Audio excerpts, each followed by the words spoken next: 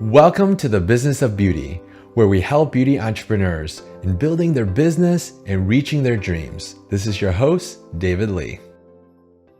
Our guest today helps creatives in the beauty industry to build a strong online presence, show up authentically, and compel more customers to buy. She is proud that she has already begun to build her highly engaged audience with her content, utilizing the strategy she has developed. She'll be hosting her first masterclass next month that her audience will surely love.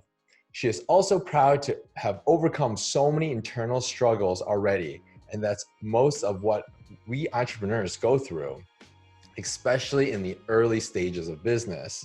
Her superpower is the ability to create compelling content, being systematic, and having streamlined strategies that really work. Welcome to the show, Chanterra Armstrong at Beauty Insight. Thank you so much for having me. Yeah, thank you. Thank you for being here. So first of all, I guess, can you tell us a little bit more about yourself and what you're building? Yeah, so I've really just always been in love with beauty, but also business. And so I was always just like growing up, like warring between the two, thinking I had to choose one or the other. And Mm-hmm. then I realized I can totally do both. There's so many amazing businesses out here that are actually already doing this. And once I found that out, I was like, okay, this is something that I could also do because I just really enjoy just really get like diving in and helping people with content. It's something that I've always been really good at. And so I realized that that's the kind of business that I wanted to start because I have my passion for the beauty industry that I love, and I have a passion for business. And I knew that if I combine the two, I could really help people on their journey to building the business of their dreams, just like I would like to as well. Nice. Now tell us a little bit more, like how did you grow your passion in both, the beauty and the business side? What kind of Yeah, like so motivated you to do this? Yeah, so growing up, I was always into art. That's kind of how I started out with drawing and painting. And then as I got a little bit older, I was like, oh, there's beauty products and you kind of just paint your face. This Yeah. is kind of fun.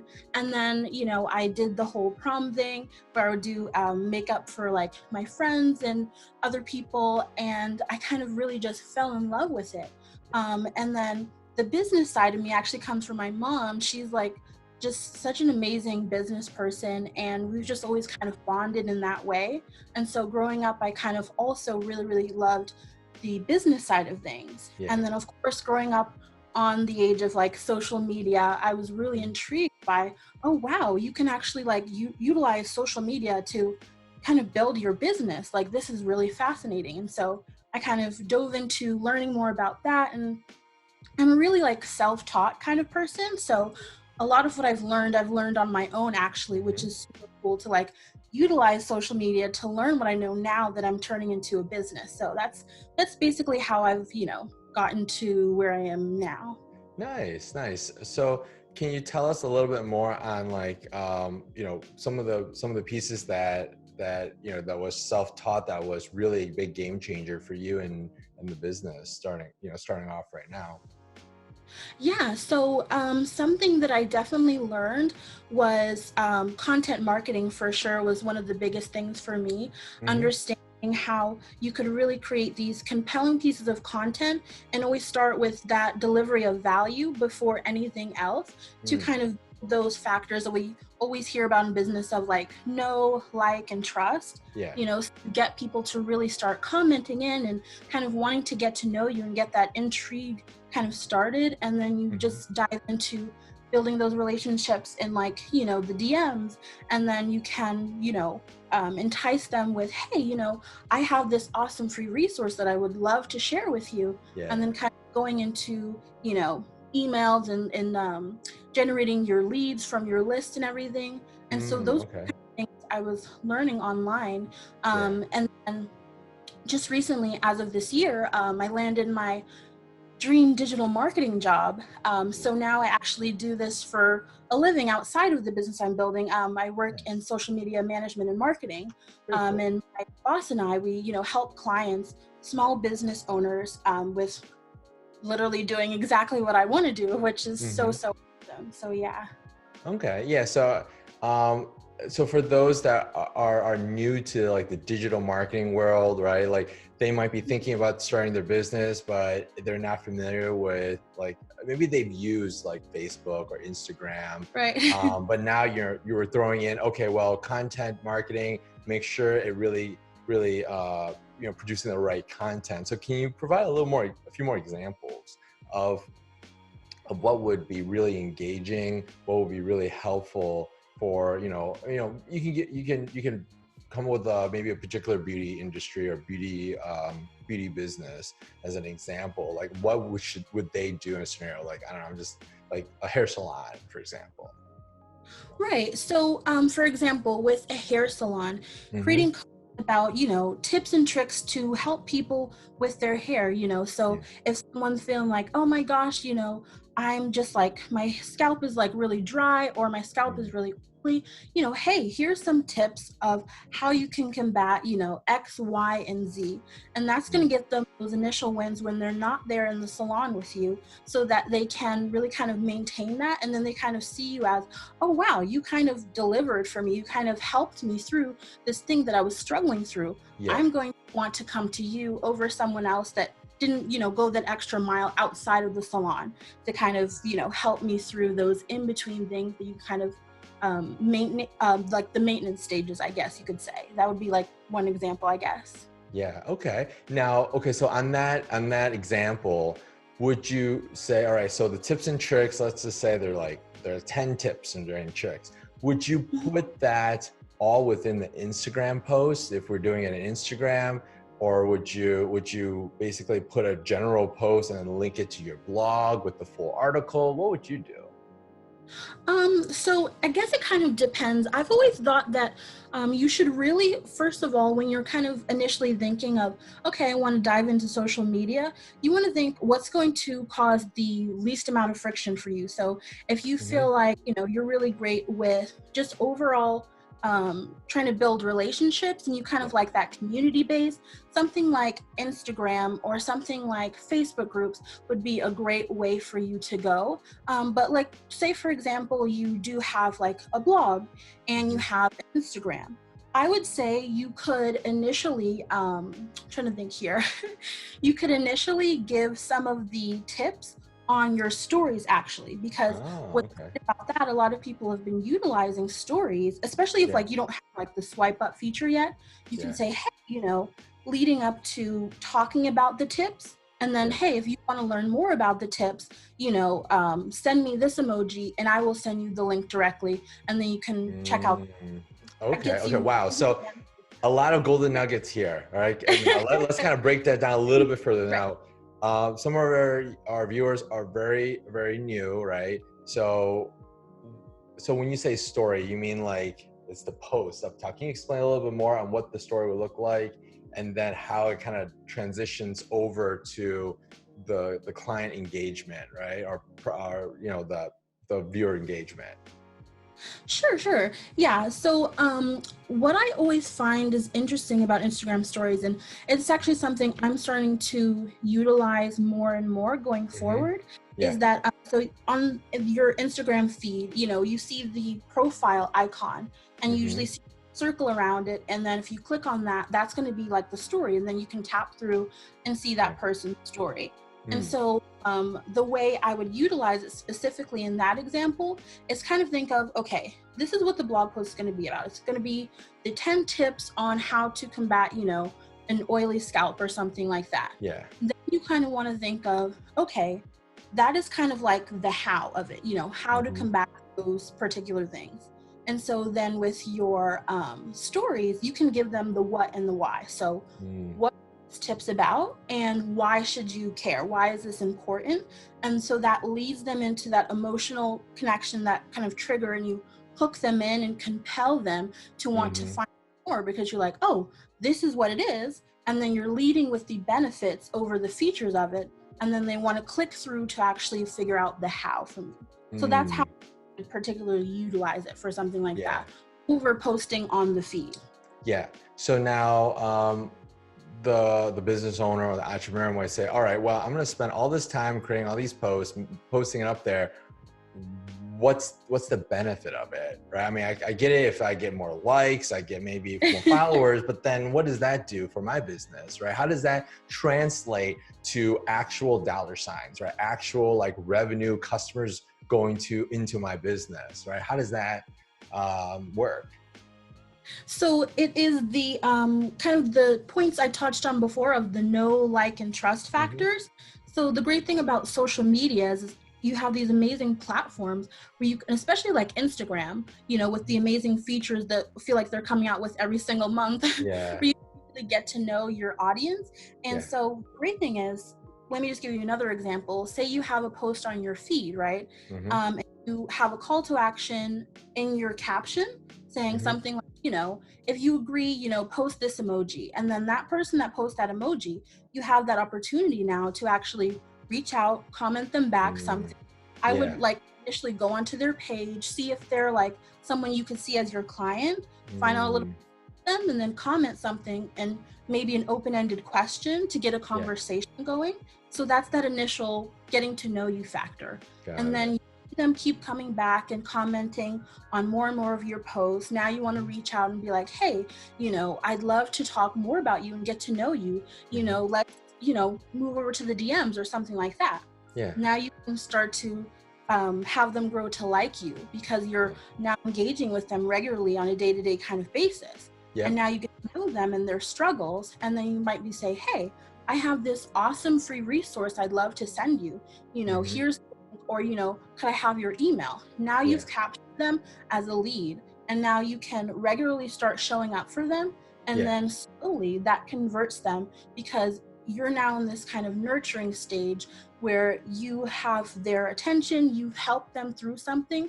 So they're going to want to go to you and actually pay for you over somebody else because you already know dealing with whatever it is that you're trying to offer. So they're going to need help at some stage. And so that stage is going to be you over somebody else who didn't take the time to get to know them.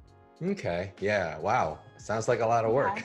Right. It's a lot of work, but it's totally worth it. Yeah. Would you say like, I mean, it sounds like this is like a full-time position, right? 40-hour work week, but like it doesn't have to be that way, right? You can just set aside a little bit of time every day to work on it. It doesn't have to be like all at once, crammed all like 40 hours in a week, just and then essentially just stop after. You can't necessarily stop, right?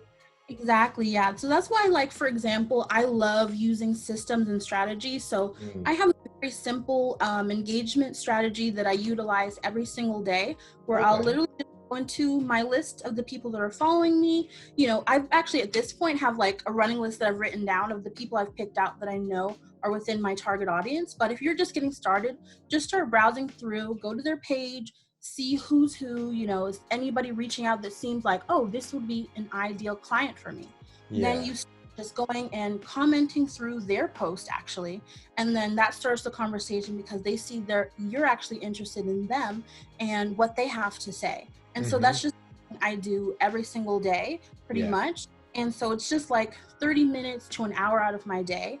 And then slowly those will over into DM. So like, for example, I'll take 30 minutes to like comment through their posts and then another 30 minutes to like go through my DMs and then just go through and start, messaging people. And that's something that I can do every single day. It doesn't take a lot of time and it helps me build those factors that I discussed in a very kind of streamlined way. I love it. Now, over time, how do you keep track of all this? Like, do you use a spreadsheet, a third-party program to keep track of all this? Or do you just have it in Instagram in this case and just have Instagram kind of like you can look through the history that way? Like, how do you track like, oh, I've been talking to this person and this is the type of conversations that I like to have with this person. Like, how do you keep track of all that? Yeah, so like in the beginning, I just kind of went through of like a few people at a time, but then started getting to, okay, there's quite a few people I'm talking to every single day. I actually just use like an awesome like project management tool. Like for example, I've been in love with this new one that just recently came out called ClickUp. But I mean, you can use a spreadsheet, Google Docs. You can use like Asana, Trello, anything like that, where you can just literally write their username down, start writing stuff down about them. So if they tell you something, oh my gosh, I love that particular thing too. Write that down so you can remember for later to kind of spark up another conversation with them. I love it. Love it. It's just like, it's like a balance, right? You don't want to spam them too much, but still be engaging, right? It's like making friends online, right? Yeah, exactly. Yeah. The way I like to think about it is like, if you were to go to a networking event or some sort of event where you can like get in front of these people, what would you actually say? You would just be, you would say something natural. You wouldn't be like, hey, buy my products. You would say, hey, how are you doing today? I'd love to learn more about you. What are your interests? What are you going through right now? How's your week going? And then that leads into this natural kind of conversation. So like top advice over anything is just be yourself. Just be totally you, and the people that are drawn to you are going to be drawn to you. You know what I'm saying? And then those who are not drawn to you, that's fine. They were for somebody else, Yeah. I like that. Yeah. Well, thank you for, sharing that, the example of, of a process. That's one of the many processes that you would implement, right? Yeah. Nice.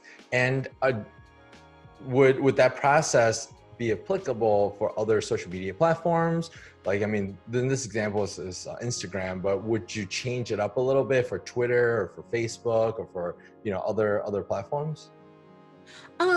Somewhat. Like, for example, like say you're on, and I haven't really delved into like a ton of different platforms. I like to like with one, figure it out, and then I'm gonna like move on to a different one to figure out what you're on. But from what I know of, like say for example, a lot of people are on YouTube. I would say that YouTube is a great initial place because it's so searchable over something like Instagram, where that's why it's like you really have to dig deep and kind of do all these different strategies where it's like people are looking for whatever it is you're posting on YouTube. So you have that advantage. And I would say, the people that are commenting start kind of doing the same thing. Open up a dialogue, start a conversation with them, and then eventually, try to transition over to another platform where you can have a deeper connection, something like Instagram or Facebook, let's say. And that's the way I would kind of go about it with that. Okay. Yeah, and I guess would you recommend for a beauty business, Instagram should be their primary, like main social media platform to be promoting their business, or would you recommend something else? It doesn't necessarily have to be. I love Instagram simply because, I mean, I feel like they just have everything now. But totally say, initially, if you want to start off with like 2 platforms, then just have one that's like really optimized for search, and then one really great for building deeper connections. So for example, I'm starting to actually like look up some YouTube videos and possibly take a course in the near future about Pinterest, because I know that with Instagram's great for building connections, but it's really not great for, searching out. So having like Pinterest, where I can literally just repurpose a post that I created on Instagram and put it on Pinterest, people find that and then draws more traffic to my Instagram. So that's what I would have, one that's optimized for search, and then one optimized for connections. I like that. I never really think about that. I know, because we're so, like for me, I'm so used to using Instagram as more of like, what's the latest information posts, right? I don't think about searching for old content. Whereas, the other platforms are much easier. Like you said, Pinterest and YouTube. Now, I guess, one of the challenges I see is like searching. You mentioned searching in Instagram, finding your connection. So going back to like the hair salon, if they're looking to connect with other people, I guess who would you recommend they should connect with that would help grow their business? Like what certain hashtags like try to find should they be searching their for? audience on Instagram? Yeah. Okay, so I feel like the best way to do that is with hashtags. That's the best way, like for Instagram, to find people. And with hashtags, a lot of people think they'll just type in something like, hairstylist, and that'll be their hashtag. But you kind of want to think again about your audience and what they're actually searching for. Like if they are going to search on Instagram, what are they actually searching for? And so an easy way to do this, instead of trying to think about it in your mind, because sometimes it's kind of hard to think, what would they be like searching for? You know what I'm saying? Yeah. And so what I would do is, either if you already know some people in your list that are your target audience, or you've found some people that you're like, these could be, good potential clients for me, literally just look at their posts, see what hashtags they're actually utilizing. And out those hashtags and start seeing, oh, okay, seems to be, a lot of people here that are kind of within my target audience or my ideal client, and that's kind of how you start, seeing, okay, this might be a good hashtag to use. And hashtags are great for, increasing your reach. So kind of increasing the search capability of Instagram for you. Yeah. Now, what if in this example, like let's say the hair salon, well, I can only take local clients. I can't take someone out of state or on the other side of the world. So if I'm promoting my business and I'm getting viewers and likes from people that are even outside of my potential, area, my locale, then what's the point? So how do I attract people that are local to me, not so much, on the other side of the world? Great question. Yeah. So again, hashtags, and look into hashtags that are actually local to your area. You'll be so surprised. Like there's so many hashtags, it's crazy. So just because okay, the area that you're in, search out that hashtag and literally search through and see who's using that hashtag and who would be a good potential client for you. And again, something that you might be surprised is when you actually look at your target audience and go onto their profile and see the hashtags they're using. A lot of them might actually be using the local hashtag. So you might not even have to search out that hashtag to find it. You might just find it because you're like, oh, wow, this person's actually using that hashtag. And it kind of sparks a good idea for you, because sometimes it is kind of hard to think for your audience and kind of think the mindset of them. So actually looking at the hashtags is just another great part of researching more about them, because you might find, oh, wow, I didn't know that they would be interested in something like that. Let me write that down, because maybe that's something else. Maybe that's another piece of the puzzle for me getting to understand them better. And that's kind of the whole realm of marketing, is kind of focusing around understanding your target audience and kind of being selfless in that way of putting yourself into their shoes. Nice. I like that. Appreciate that. So now can you tell us a little bit more about so I mentioned earlier and you shared with me the master class. What is that?